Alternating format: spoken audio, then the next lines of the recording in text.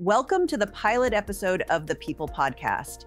In this series, we'll bring you diverse views and unique perspectives to help shed light on the complex situation in Israel and the broader world. Our aim is to create a space for open dialogue, deeper understanding, and meaningful conversations on the issues that matter most. Today, we're joined by Chuck Holton, a former U.S. Army Ranger, war correspondent, and author who has covered conflict zones and crises worldwide, sharing stories of resilience and the human spirit. If you enjoy these types of conversations and want to hear more, please make sure to subscribe, like, and leave a comment. Your support is crucial as we kick off this brand new podcast. Now, let's dive into our conversation with Chuck Holton. Hi, Chuck. Hi. Hi, Chuck Holton, war correspondent extraordinaire.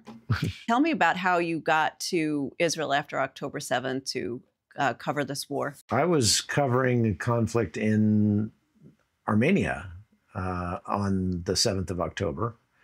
And I was up in the mountains of Sunik province down near the border with Iran, so way out of touch. And, wow. And I got a call from the news director at CBN, and he said, go to Israel. And I was like, right now? And he said, go to Israel now. There's a big attack. And I said, yeah, I heard that. I mean, there's always attacks in Israel. He goes, not like this one.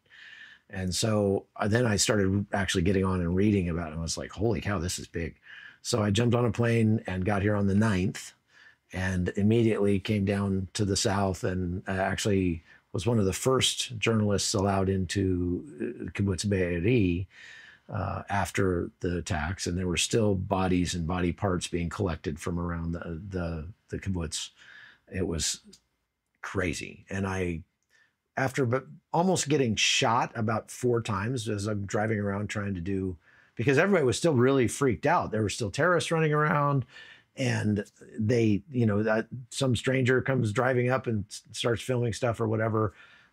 There were several times I had guns pulled on me and was detained by security for not by the IDF or anybody like that, just by like guys that were, civilian volunteers or something like that just didn't know who I was. And so they held me at gunpoint until the police got there. And so finally I got a big roll of duct tape and started writing TV all over the outside of my car and, trying to do things to keep from getting shot. And it was crazy. It was bad. And we went from the north to the south. There were all the rockets coming in, and Israel was still trying to get a handle on everything. And so all in all, since then, I've been here for a total of probably 4 months of the last year. Mm-hmm. Yeah. And that's several trips back and forth. But I've seen how it's sort of evolved and how world sentiment has evolved. And it's crazy to see how the information war has shifted people's opinions around the world and made Israel defending itself from terrorist attack on its people into the aggressor somehow.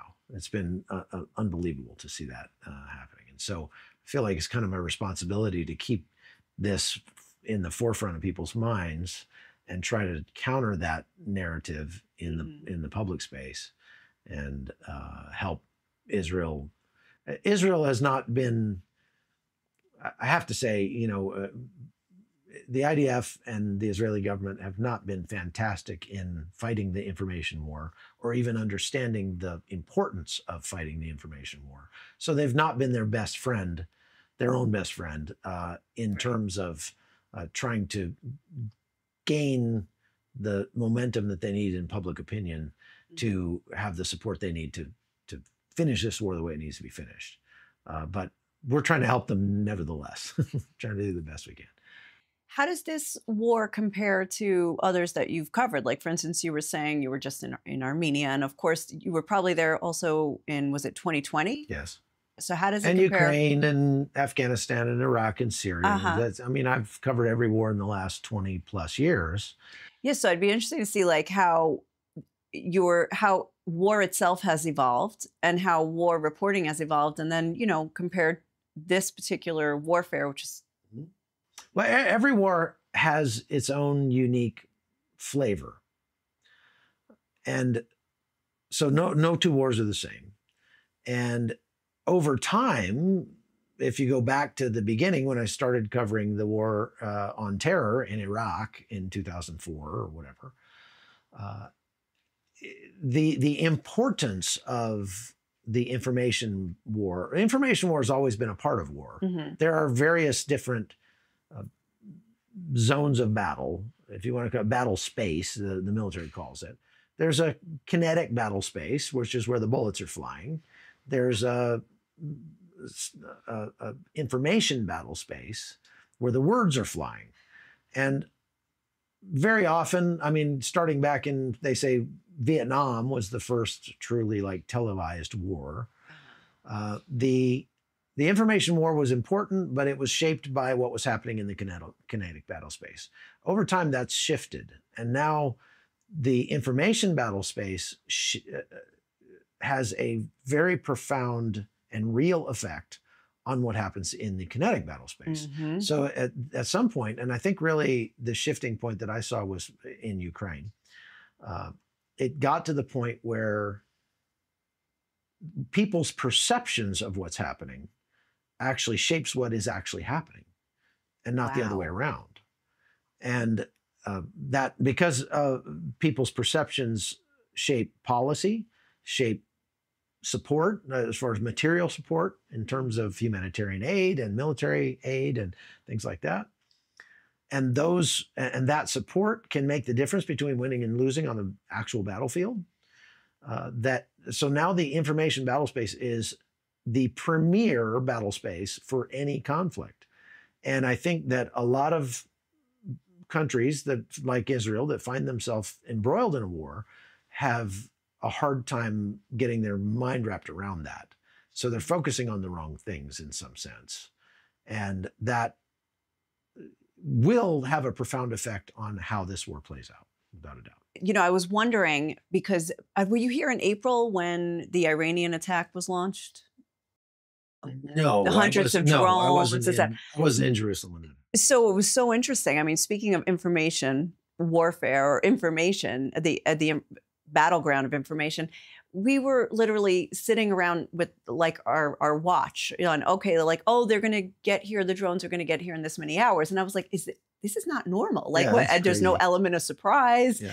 There's no, and I was thinking like war these days is like announced, and, you know, and the attacks are announced, and this is going to happen. I mean, obviously not October 7th and a few other, battles where they initiated, but, you know, something like this. And no, but you're completely right. If you go back and look at the beginning of the war in Ukraine, I was in Ukraine 3 weeks before the war started, and Russia was building up troops along the border.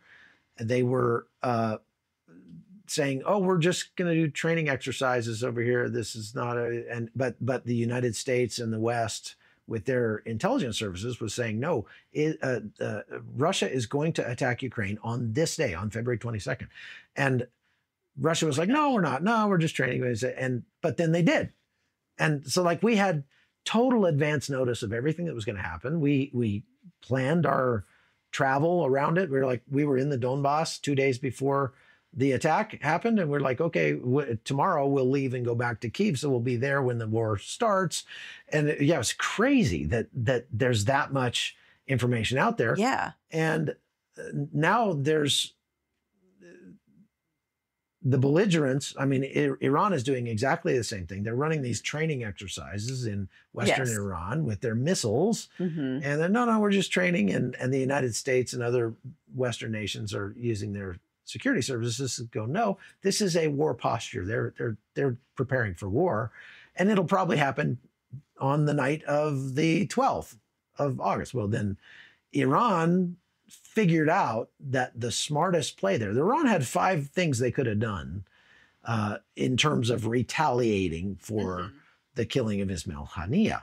And you realize every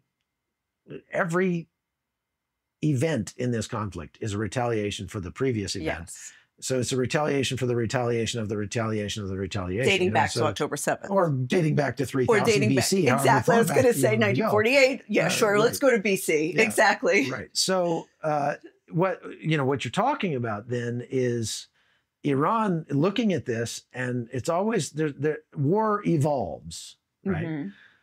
So Iran's like, ooh, they called us, on this. And so that gave them a strategic opening for something that the US military would call strategic patience. That is, if your current posture is not costing you anything, but it is costing your enemy something, it's better to just stay in your current posture and not attack. So Iran figured out that, well, our current posture, threatening to attack, is actually more effective than actually attacking, at least in terms of what it will cost us, because we're not going to get a bunch of stuff blown up in our country by not attacking, but we are costing Israel in terms of their readiness, in terms of their morale, in terms of their time and resources, that Israel's like, it's expensive to be on high alert in a lot of ways. And so Iran decided that strategic patience was the best option. And the only thing that surprises me about the fact that they chose that option is the fact that Iran's typically been making its decisions based on pride, national pride, rather than based on strategic or tactical advantage. And when you make decisions based on pride, you almost always make the wrong decision, whether it's in your personal life or in your national life. And in this case, Iran actually overcame its wounded pride after they had, this important person killed in the very highly secure place inside Tehran. Yeah. They actually overcame that, at least for the moment. Yeah. And realized that they could do they could do plenty of damage to Israel in the short run, at least, without risking getting a lot of important things in Iran blown up. And so that's where we are. It's very interesting to see how they are evolving. And they are, this is, I've said for some time now, we are embroiled in World War III. This is World War III. Yeah? Yes. People expected that World War III would look a lot like World War II, but that's not, no two wars look the same. Like I said, I've been doing this for 2 decades and no 2 wars look the same. And World War III was never going to look like World War II, because in World War II, you didn't have a bunch of nuclear armed countries facing off against each other. And, at the very end, the United States got the bomb, but they were still the only ones. And now in World War III, all of the major players in the world have nuclear weapons. And so they are never going to go up against each other, because that's a recipe for ending the world as we know it. And they all know that. A nuclear weapon is not a good offensive weapon. It's a good deterrent weapon to keep people from attacking you. But everybody knows, at least we hope everybody knows, that as soon as Russia or China or Iran or anybody that gets a nuclear weapon, Pakistan, hopefully, they know that as soon as they push that red button, their own country gets destroyed, as well as whatever country they're aiming at. Everybody gets destroyed. And nobody wants that. So out of their own self-interest, those nuclear weapons get used as a deterrent to keep other nuclear-armed countries from fighting against them. But then the way they fight is by enlisting proxies to fight each other. So this is Ukraine, this is Israel. These are proxy fights between the forces of the West and the forces of the East, if you want to put it in such simple terms. And right now you have Russia directly involved with assisting Iran. There's another gigantic Ilyushin cargo jet that landed in Tehran last night.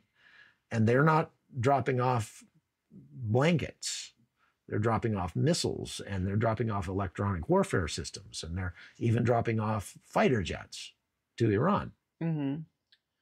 And we know that for a fact. So Russia is directly involved in assisting Iran. They've also been directly involved with training and assisting Hezbollah.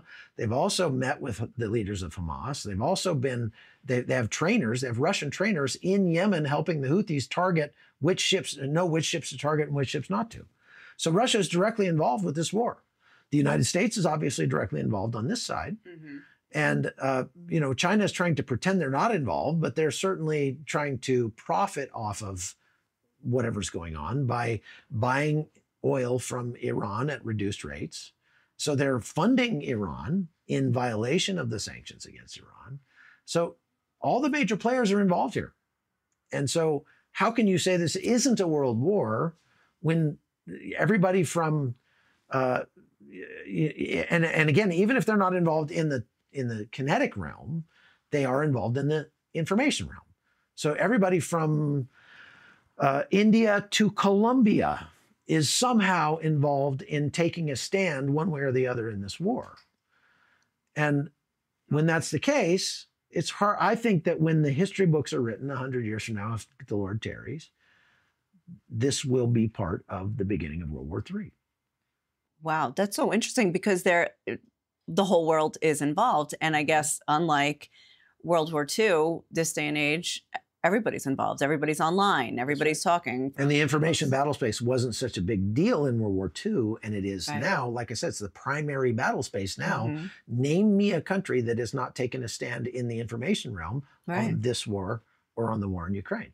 All the countries in the world have taken. I mean, who cares what Colombia thinks? But Colombia's taken a very tough stance against Israel, because they have a communist president now. And so has Nicaragua, and so has, like these countries, like what do they have to do with it? But they are taking a stand. They are taking a side. And so what that shows is that, yes, the war looks different than World War II, but it is a global conflict, especially in the information realm. And that's the primary realm now. So there you go. Wow, that's so interesting. I was going to ask you as well, because you were talking about the reasons that Iran might be taking for not attacking at the moment. And of course it is like also destroying the economy. I mean, tourism is basically shut down here. And, but how much stock do you put in the U.S. military deterrence to that? Like the U.S. sent a lot of aircraft. They sent naval ships right to the region. Submarines, everything. Yeah. So what do you think that had a big sway in Iran's decision? Some. I think that the kinetic threat from the United States to not to harm Iran directly. I think if Iran gets directly struck, it's going to come from Israel, and the United States to just support them in that. I don't see, because of the current administration of the United States, I don't see the U.S. sending warplanes to bomb Iran directly. However, the very fact that the United States has so many assets in the region, along with the UK, along with Jordan, along with Saudi Arabia, along with Qatar, along with Bahrain, we've put together this coalition that said, Iran, if you attack with missiles, we're going to shoot them all down again. And so it's going to be very damaging to you because you're not going to be able to stop Israel's response against you, but you're not going to be able to really have a damaging strike on Israel, because just like in April, they fired 330 missiles, drones, and rockets, and 7 of them made it into Israel, and 1 of them injured 1 person, and that was it. And it was humiliating for Iran. In this case, we've got a lot more assets in place and a bigger coalition of people that have said they're going to put a stop to it, and Israel is more ready for that. And so if the numbers are similar in terms of, people are acting like Iran's got this apocalyptic arsenal of missiles, but only about 1/3 of all the missiles that Iran holds have the range to make it to Israel, right? So that narrows down the field to about 1,000. But they've got Hezbollah. They've armed Hezbollah. Yeah, this is another portion of the story, but let's stick with Iran for just a second. Of the 1,000 long-range missiles that they have that could reach Israel, they don't have that many launchers. So they're going to have to, let's say they probably don't even have 500, but let's say they only have 500 launchers for the sake of argument. If they want to fire a bunch of missiles at Israel, it's going to take 2 or 3 salvos, but it takes almost a day to reload those launchers. So that gives Israel time to refit its defense. In the case of April 13th, that attack showed us that about 70% of all of the missiles that they fired didn't even make it into Israeli airspace for one reason or another. Either they just fell out of the sky or they got shot down or whatever. And so then if they're able to fire 500, that would mean that 150 would only even possibly make it into Israeli airspace, probably less than that now because of the assets that are in place. And of those 150, 90% of those get shot down so that leaves 15 to actually, land in Israel. And of the 15, some small percentage of those will actually hit something of substance. So it's actually, when you break down the numbers, Israel, they're covered. They're covered here. And so the deterrent effect of the assets that the United States has moved into place is more of a deterrent to Iran because of the potential wounding of their pride that might happen if they just unleash all-out war on Israel and nothing actually happens in Israel. People in Israel just sort of go about their business because everything gets shot down. I think the more important pressure that's being brought to bear on Iran is diplomatic. The United States has said that they are engaging in very intense diplomacy behind the scenes with Iran. But tellingly, they have not said anything about what that diplomatic pressure entails. And so there is the carrot and there's the stick. So everybody thinks diplomatic pressure is the United States threatening Iran and saying, we're going to increase sanctions, we're going to do this. Iran has found lots of ways to get around sanctions, and we've helped them get around the sanctions by issuing waivers to people to go ahead and continue doing business with Iran, which is ridiculous. But diplomatic pressure could also be that the Biden administration is saying, if you'll just hold off until the election, we'll have more freedom to sort of, make things better for you guys. So if you just promise not to attack Israel until the, Democrats get reelected in the United States, then things will be a lot better. And we'll have more room to maneuver in terms of assisting you, Iran. And now that's not been reported. It won't be reported. That's the kind of thing that happens behind closed doors. But that is certainly on the table as an option. And that may very well have much more effect on what Iran decides to do, whether or not to attack. All right. So I want to bring it back to Israel itself in this war right now. Let's say Iran, put Iran on the side. You still got these two major fronts. And it looks like Gaza is a little bit more under control than it was probably the last time you were here.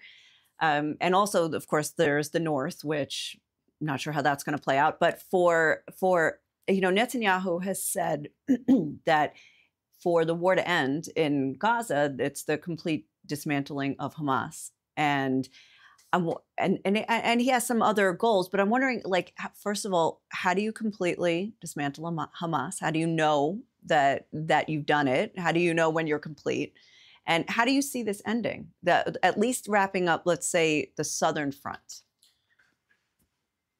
Unfortunately, Israel has been trying to kill its way out of this problem since 1947.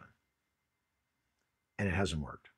And they've tried every different combination of diplomacy and aid and warfare and, everything from all-out war to just targeted assassinations.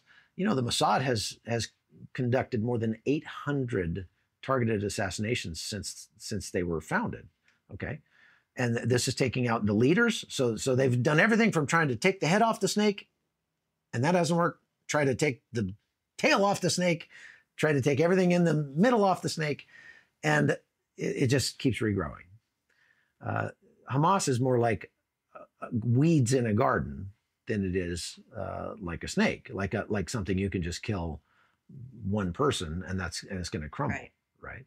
And so if you look at the history, they're not going to be able to kill their way out of this problem. They're not going to be able to destroy Hamas. I mean, they've been at this 10 months.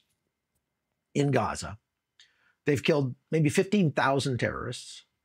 The problem with that is Hamas is more of an ad hoc organization in some sense, and there are still a lot of military-age males in Gaza who really hate Israel. And if given the opportunity and they feel like they could get away with it, they'd pick up a gun and start shooting. Mm-hmm. And so there are at least 2,000, if not twice that, actual trained Hamas fighters that are still running around in Gaza and we saw that just the other day when they fired 2 giant missiles at Tel Aviv. Yeah. Out of a safe zone, out of a UN supplied tent in the safe zone that Israel had set up to try to shelter civilians. And so these cowardly fighters continue to hide behind civilians and gleefully cause civilian casualties. All of that is laid at the feet of Hamas. And Israel's going to have to, this becomes now an insurgency. It's not a force on force war. That insurgencies can continue forever. They say there's a saying in the military world that the winner of an insurgency, or I'm sorry, the people who lose an insurgency are usually the people who have the helicopters. Huh. Okay. And of course, the United States saw that in Afghanistan and Iraq. Okay. Okay. So an insurgency is a very difficult fight. And it's specifically a difficult fight because an insurgency uses the morality of a moral force like the IDF against itself. Obviously, you can't just go in there and wipe out everybody in Gaza. You can't go in there and genocide those people. Mm-hmm. And since you can't, and because Hamas has no problem whatsoever, not only doesn't have a problem with it, enjoys having women and children killed so that they can post that on TV and social media and make Israel look bad. You don't kill your way out of this problem. And so even if they were able to destroy the 2,000 or so fighters that are left in Gaza, there have been 2 attacks in the last 2 days by Hamas out of the West Bank against Israelis. And both of those attacks came from young men who were released in the hostage exchange in November. So Hamas has a large and growing presence. If you go talk to some of the Israelis who live legally in Judea and Samaria and Hebron, you talk to them, they'll say that they literally see in their Arab neighbors on the hilltops all surrounding them, Hamas flags flying, Hamas graffiti. They hear loudspeakers on Fridays from the mosques calling for a redux of October 7th in the West Bank. Hamas has a large presence so if they finish in Gaza, then they got the West Bank to deal with. But there's also Hamas affiliates, not affiliates, Hamas cells in Lebanon as well. Right. So they've got to go there. Right. There's also some evidence that Hamas has got cells in Syria. So this is a long, drawn-out conflict. Yeah. And this is just a continuation of the PLO and all of the fighting that's gone on since 1947. So this is an intractable problem when you have one party in this contest that is reasonable and would be willing to make reasonable concessions to be able to live in peace with their neighbors, up to and including, in the past, giving their neighbors their own country, a part of your country, giving it away to your enemies so that they can have their own country as long as they leave you alone. But the other party will not accept anything short of the reasonable party ceasing to exist. You don't fix that problem. The only way to fix that problem is to change the hearts of men. It's going to take Jesus in their hearts to fix the problem. And we've sort of been promised that in the Bible. I mean, the Bible's pretty clear that this conflict will continue until the Messiah returns. Yeah. I mean, it's true. I've been covering it for over 20 years now. And I'm just looking at the situation like whoever thought they came up with a peace solution, like, you didn't. It's like, it's so not happening. The more I cover it, the more I realize the fracture, and it's not just political, like you said, it's just people's hearts. And right. When you have one of the two parties who literally ascribes to a worldview that is all about hatred and death, and that's all they're ever steeped in from day one, from the day they're born. It's all about who they hate. That doesn't get fixed unless you change their hearts. Now, of course, I'm starting to see, though, that even on the other side, there are elements that believe the same way about their enemies. And it makes it so much more complicated. I It's wonder, so though, not straightforward. Yeah, it's that is concerning to me, because the Israelis, I mean, I understand how in your humanity you could look at this situation and say, I cannot do anything but hate my enemy, the Palestinians on the other side, because of what they've done to us. And they're not reasonable. They can't be reasoned with. They only understand violence. They only care about hatred and death. And so I'm going to hate them as much as they hate me. But that's a good way to lose. Because, an eye for an eye, what do they say? An eye for an eye, it just ends up in everybody being blind. Huh. Right? Yeah. Yeah. And the one thing that Israel has that Hamas has never had, that Hezbollah has never had, is the moral high ground. And you give up the moral high ground, you lose, no matter what. You lose for real. You can lose in the court of public opinion, and you can recover from that, because ultimately morality isn't subjective like that, right? It doesn't matter what people's opinion is. You can just choose to be moral. And I have found throughout my life that whenever you just focus on doing the right thing is always, in the long run, the best thing. But if you become like your enemy and live in hatred and death, that leads to death. That is evil. That is the definition of evil. And we as Americans should take a lesson from that. And I think the Israelis need to remember that. Yeah. Yeah. It's interesting. It's like, it just feels like the tensions and the hatred on both sides that were already extreme are going to more extremes right now. So it's a very interesting time, of course, even fueled by October 7th, but from before that. So it's interesting just watching it all unfold right now here. When I got here, I was having a conversation with an Israeli, and he said, "What do you think is the long-term solution for this problem?" And I said, "Forgiveness." I said, "Forgiveness is the only long-term solution to this problem."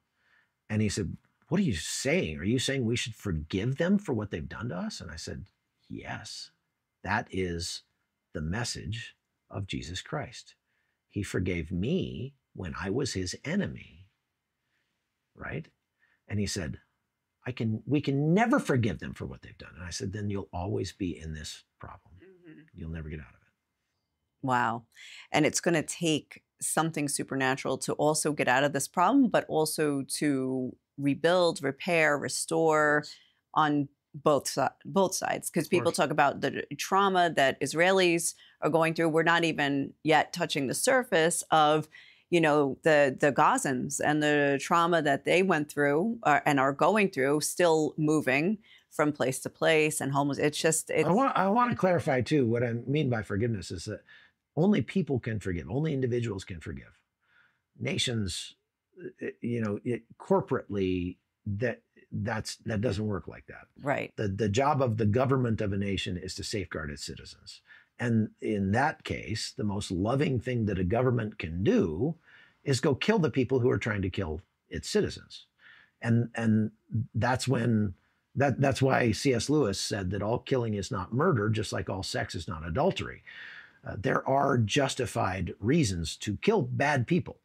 And Romans 13 makes it clear that the soldiers, the law enforcement, are God's agent of wrath against the evildoer.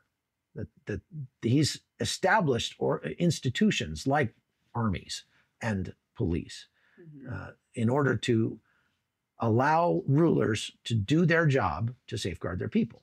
And that is the loving thing to do in terms of what a nation's leaders should be doing for their people. But for the people themselves, if you live in hatred, it will destroy you.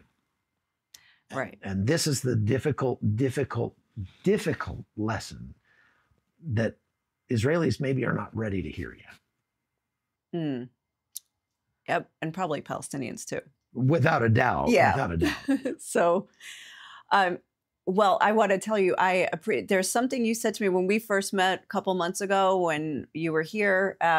You said something about how reporters are misreporting because they don't have a military background. And you said something about like, misidentifying or confusing a tank with a whatever. Anything painted green. Yeah, that rolls on the on the mud, And I was like, green painted wow. Volkswagen Bug. They go, oh, look at that tank over there. But I have to say that really made me so careful after that to not assume that what I hear is tank fire or machine gun or whatever, because I don't really know, but you have the military background, right? So you know, but anyway, I have to say I really appreciated that. And I definitely incorporated that into my interpretation of situations that, I'm not really sure. A 180-degree wrong understanding of what's happening in a war. Exactly. If you don't understand what you're hearing, if you don't have the ability to read between the lines and interpret what's going on around you. This is one of the reasons why, having been in the military, having been in the special operations community before I became a journalist, has helped me when I became, for example, they forced us when I was in the military to go, we had flashcards we had to go through so that we could identify Soviet helicopters, Soviet armored vehicles, and Soviet artillery, and so we could identify all that stuff. So that kind of knowledge gives you power on the battlefield, because if a green painted vehicle comes around the corner and is pointing its gun at you, and you go, oh, wait a minute, that's actually on our side, right? Instead of, so it drives out fear in me, because I either know whether or not that thing is bad or good. But that work that I did as a ranger has helped me tremendously as I've covered wars and disasters, because I can look over there and the CNN guys are going, it's the enemy, and they're running away. And I'm like, no, that's one of our guys, or wait a minute, we need to be running right now, because that is the enemy. And when you understand the difference, say, in the sound of the difference in sound between incoming fire and outgoing fire. Right. And if what you're hearing, if those loud explosions, as the journalists always say, you're hearing very loud explosions. Have you ever heard a quiet explosion? But the difference in the sound between incoming and outgoing fire can tell a completely different story. And I saw this in Ukraine, where CNN and those guys were getting it completely wrong and saying the Russians are winning because they're hearing explosions nearby. And I'm like, wait a minute, that's outgoing fire, which means the Ukrainians are winning. Oh, wow. Right?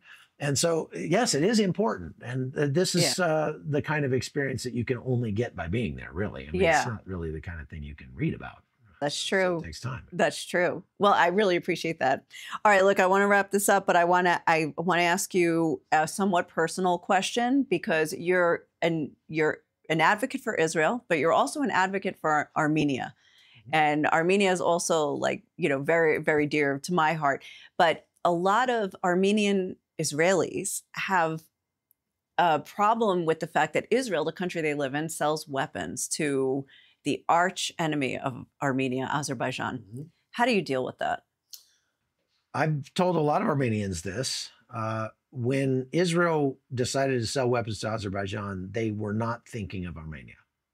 Armenia was not. Armenia is a tiny, tiny, tiny country, 2.5 million people, between Turkey and Azerbaijan, and they don't have any strategic interest one way or the other concerning Israel, or Israel doesn't have any strategic interest concerning Armenia. The reason that they were selling weapons to Azerbaijan is because they share a hatred of Iran. And so Israel's trying to support its, the enemy of my enemy is my friend, kind of thing. Now, that is changing in this war because Azerbaijan has made a lot of noises siding with Hamas and the Palestinians in this conflict. And so it may not become so much of an issue with Armenia. And I think this is a perfect example of what I've said, that if you make decisions based on comfort or fear or pride, they're almost always the wrong decision. And in this case, I think that Israel made the decision based on fear of Iran to ally with Azerbaijan and ended up making a bad decision, where the moral decision, the right decision, would have been to look at the geopolitics of that region and say, Armenia and Israel share very common situations. We're surrounded by enemies. We're a Judeo-Christian culture. We are threatened by Muslims that live around us, that want to destroy us. And so maybe we ought to ally with Armenia, even though they don't have a lot to offer us in terms of strategic, technology or oil or gas or anything like that. But instead, Israel went with the thing that was more expedient for them, which was we can get oil from Azerbaijan and they can help us in countering Iran and so on. Right. So I feel like Armenians, I get it, you're upset at that, but I would say don't take it so personally because it wasn't meant personally, right? Yeah. Israel might have done something that turned out not to be so good for Armenia, and Armenia doesn't have to be happy about that, but I wouldn't exactly consider Israel an enemy because of that. And those are two different things. Yeah, it's tough. It's definitely, they feel conflicted about that, that's for sure. Well, this has been great. I have a million more questions, but we're going to stop now. But we'll do this again. Thank you so much. I really appreciate your time. And Chuck Holton, thank you. And stay safe out there. I will. My pleasure.